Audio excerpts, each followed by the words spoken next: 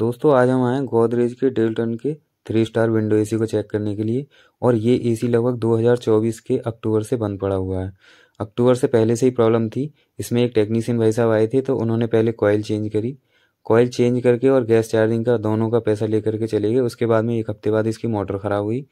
Motor को भी customer ने नया पड़वाया। उसके बाद में इसकी 8 दिन बाद बता रहे हैं कि पीसीबी भी ख़राब हो गई। उसने पीसीबी को भी रिपेयर करा करके चला दिया। और लगभग इन तीनों चारों चीज़ों में कस्टमर से 9,500 रुपये के करीब वो लेके चले गए। और उसके बाद में 2 दिन बाद ये चला और 2 दिन बाद इसने कूलिंग करना बंद कर दिया। जैसे ही एसी ने कूलिंग करना बंद किया, कस्टमर ने उस टेक्नीशियन को फ़ोन लगाना शुरू किया। जैसे ही उसने सुना कि ये कंप्रेसर नहीं चल रहा है, इसका कूलिंग नहीं हो रही है, तो उसने कस्टमर का फ़ोन ही काट करके नंबर को ब्लैक लिस्ट कर दिया। अब कस्टमर जिस नंबर से भी कॉल करते हैं और अपना इंट्रोडक्शन देते हैं, तुरंत कॉल काट देता है, ब्लैक लिस्ट कर देता है।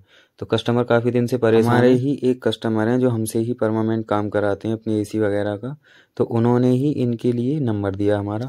इन्होंने फिर हमें सारी चीज़ें बताई। हमने यहाँ आकर के चेक किया तो आप देख सकते हो, हमने कंप्रेसर के कनेक्शन बॉक्स को खोल करके देखा तो उसमें रनिंग की जगह स्टार्टिंग और स्टार्टिंग की जगह पे रनिंग लगा हुआ। तो जितने भी टेक्नीशियन भाई वो अच्छे से समझ सकते हैं कि इस कंडीशन में कंप्रेसर चल भी सकता है कुछ टाइम, और ख़राब तो होना ही होना है अगर उसे 1 आध हफ्ते दौड़ा दिया जाए इसी कनेक्शन पे।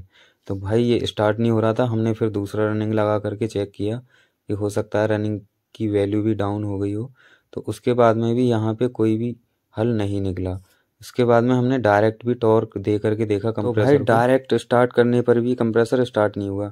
हमने जितने भी फंडे सीख रखे थे कंप्रेसर स्टार्ट ना हो या कंप्रेसर जाम हो, तो उसके लिए हम क्या करें, हमने सारे फंडे इस पे अपना लिए, लेकिन कंप्रेसर स्टार्ट नहीं हुआ इसका। सब कुछ करने पे जब इसका कंप्रेसर स्टार्ट नहीं हुआ तो हमें एक और आइडिया आया, जिससे हमने कई सारे कंप्रेसर स्टार्ट किए थे। तो उसके लिए हम क्या करेंगे, रनिंग जो हमने लगा रखा था वो लगा रहने देंगे और एक 2.5 mm का वायर के दोनों सिरों को हम छील लेंगे और एक सिरे को स्टार्टिंग पे लगा लेंगे, दूसरे सिरे को हम रनिंग पे लगाएंगे। और ये लगाएंगे हम जब पीसीबी से सप्लाई आएगी।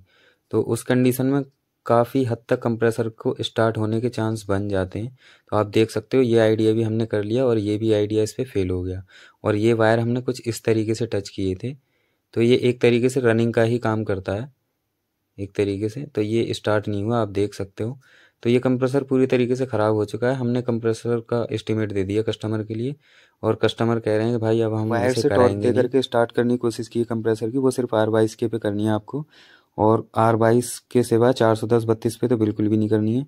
अगर आप ये कहो कि कस्टमर को पुलिस में शिकायत करनी चाहिए या केस करना चाहिए, तो भाई हर इंसान एक जैसा नहीं होता है। कस्टमर मना कर रहे हैं उस चीज़ के लिए, मैं उसके लिए चोर और फ्रॉड ही कहूँगा। बाकी आपकी क्या राय है कमेंट बॉक्स में ज़रूर बताएं।